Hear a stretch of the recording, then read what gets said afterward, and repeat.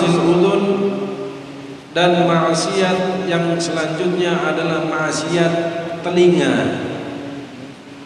Seperti apa? Seperti kal istima'i ilal ghibah, seperti mendengar pembicaraan orang yang sedang berghibah atau menggunjing,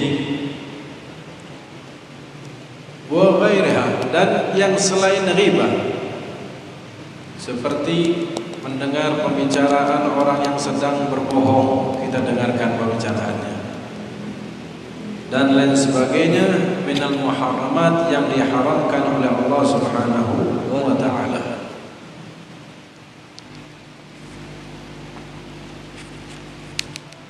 Perlu diketahui, ini semua bisa adanya ghibah, bisa adanya namimah, bisa adanya berbohong dan lain sebagainya. Itu bersumber dari lisan. Dari lisan yang mana dikatakan al-lisanu jirmuha saghir wa jurmuha azim. Lisan itu bentuknya kecil, mungil, ya, tapi dampaknya sangat besar. Jika lisan itu digunakan sama kita untuk berbuat kebaikan, maka dampaknya dari kebaikan itu akan menjadi besar. Begitu juga sebaliknya, jika lisan kita gunakan untuk berbuat maksiat,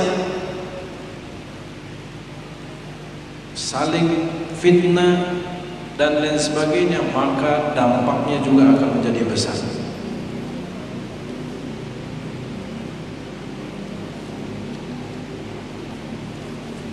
Tidak dimasukkan manusia ke dalam neraka oleh Allah Subhanahu wa ta'ala ala wujuhihim, atas muka-mukanya mereka, kecuali bagi orang yang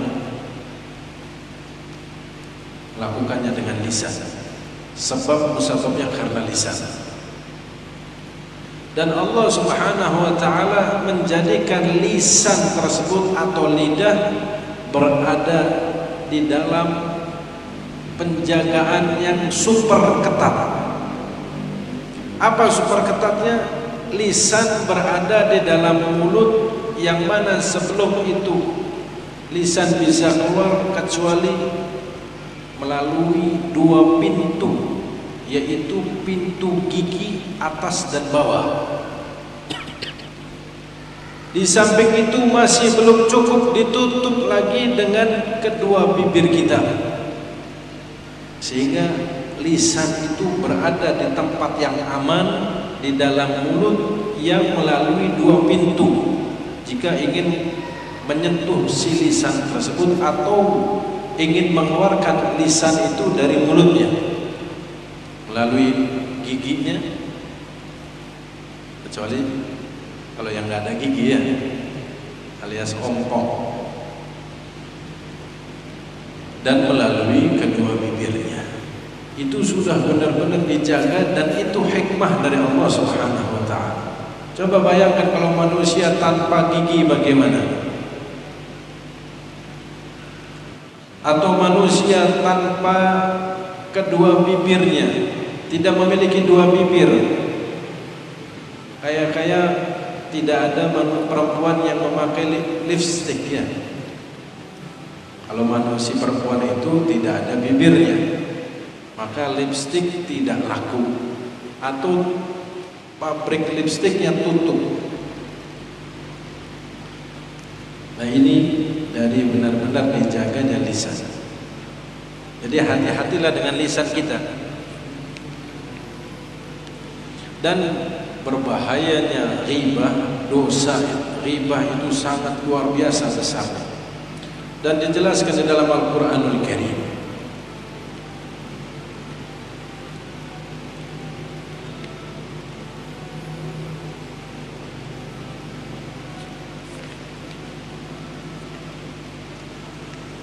dan hukum dari ghibah. Hukum ghibah, innal ghibata haramun ijma'an. Haram ghibah secara ijma'ul ulama. Dosa. Orang yang berghibah dosa. Orang yang mendengarkan orang yang sedang berghibah juga dosa. Apakah dosanya itu termasuk dosa besar atau dosa kecil? Beda pendapat para ulama.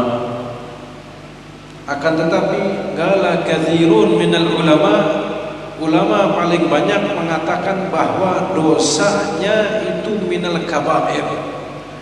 Orang yang ghibah menggunjing, dosanya termasuk dosa yang besar.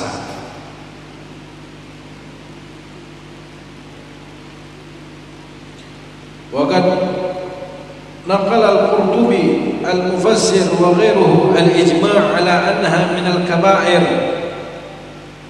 lima fiha min al-wa'id asy-syadid. Dinukil dari Al-Imam Al-Qurtubi, seorang mufassir, dan selainnya beliau secara ijma' bahwa dosa ghibah itu termasuk dosa yang besar, yang mana lima fiha minal wa'id syadid, di dalamnya ada ancaman yang sangat luar biasa.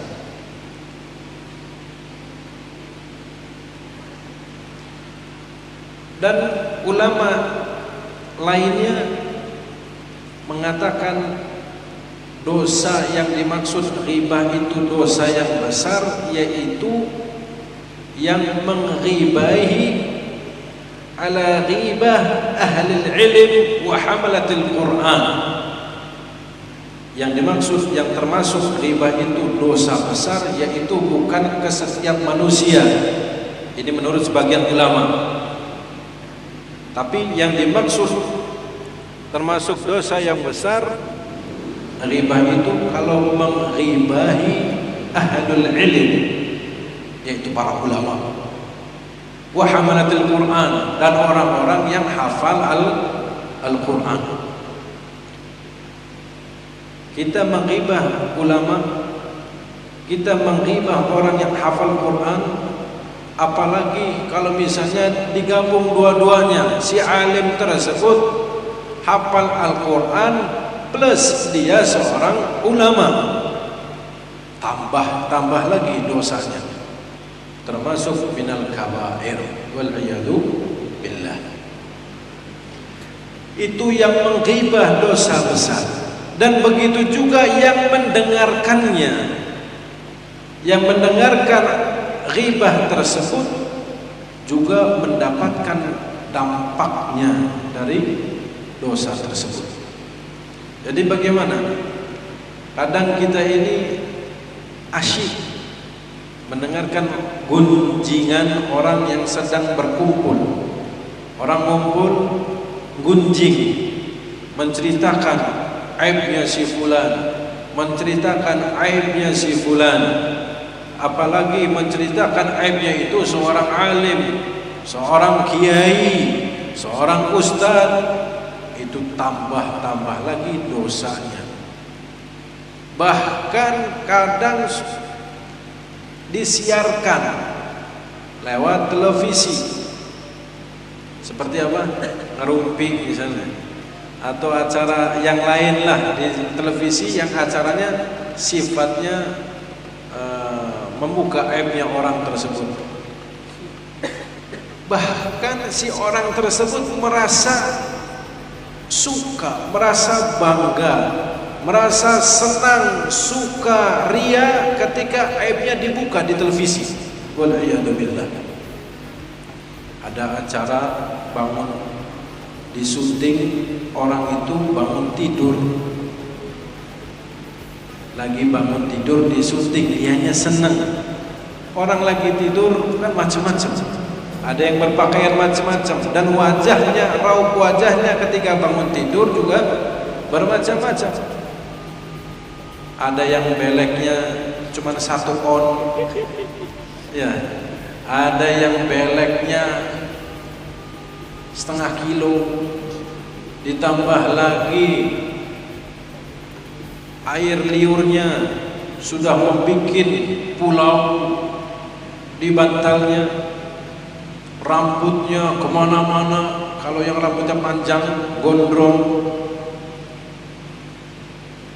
Yang tadinya cakep atau cantik, pengen tahu wajah aslinya, lihatlah dia ketika bangun tidurnya. Itu kelihatan wajah aslinya, raut wajah aslinya. Jadi kadang orang yang pakai make up dan lain sebagainya, dia ini sedang membodohi orang yang melihatnya, sedang menutupi aibnya. Bukan berarti tidak boleh, silahkan lah. Orang yang melakukan ghibah mendapatkan ancaman dari Allah Subhanahu wa taala yang sangat luar biasa. Diriwayatkan kana Jabir radhiyallahu anhu yaqul hajat rihu muntinah ala ahdi Rasulillah sallallahu alaihi wa alihi wasallam faqulna ya Rasulullah ma ashadda natna hadhihi ar-rih. Diriwayatkan dari Sayyidina Jabir radhiyallahu taala anhu, beliau mengatakan ketika di zaman Nabi Muhammad sallallahu alaihi wasallam hajatir rih, terhembus satu angin yang mana angin itu kalau orang menciumnya bau yang tidak sedap, bau yang seperti bau busuk, kayak bau bangkai. Sampai sahabat bertanya kepada Rasulullah, ya Rasulullah, ini bau apa sampai sehingga tercium baunya yang tidak sedap sama sekali? Dijawab oleh Nabi sallallahu alaihi wasallam, inna nasan minal munafiqina ightabu nasan minal muslimin falidzalika hajat hadhihi ar-rih al-khabithah.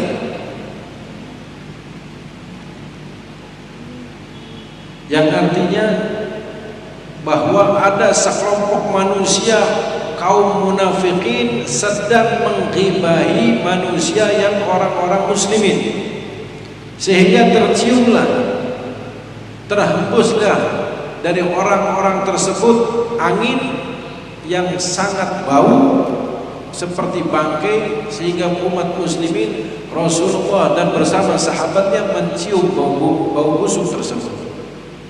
Bayangkan, mungkin kita karena kita ini terhijab hidung kita, terhijab mata kita, terhijab telinga kita dari berbagai macam dosa, sehingga kita tidak bisa merasakan atau mencium atau melihat hakikat yang Allah Subhanahu wa taala tunjukkan.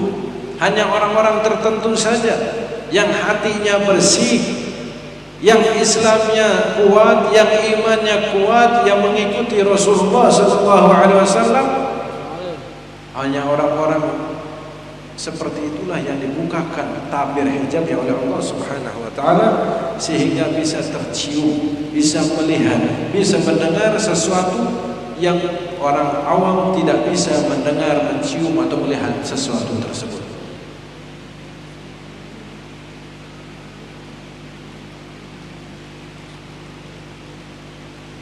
Oleh karena itu, kana Abu Umamah radhiyallahu anhu yaqul innal abda la yu'ta kitabahu yani yaum al-qiyamah fayara fihi hasanatin lam ya'malha. Sehingga dikatakan oleh Abu Umamah di dalam kitab Tanbihul Mukhtarin, beliau mengatakan sesungguhnya seorang hamba akan diberikan kitabnya atau buku catatannya nanti di yaumil qiyamah, sehingga dia melihat kebaikan-kebaikan yang mana kebaikan-kebaikan tersebut dia tidak pernah mengamalkannya di waktu hidupnya. Fayaqul, dan dia bertanya kepada Allah, ya Rabb, anni li hadha, apakah ini untukku ya Allah? Fayuqalu lahu hadha bimaktabaka an-nas wa anta la tash'ur. Dijawab bahwa ini dari orang-orang yang telah menghibahi dirimu di waktu hidupmu dan engkau tidak merasakannya.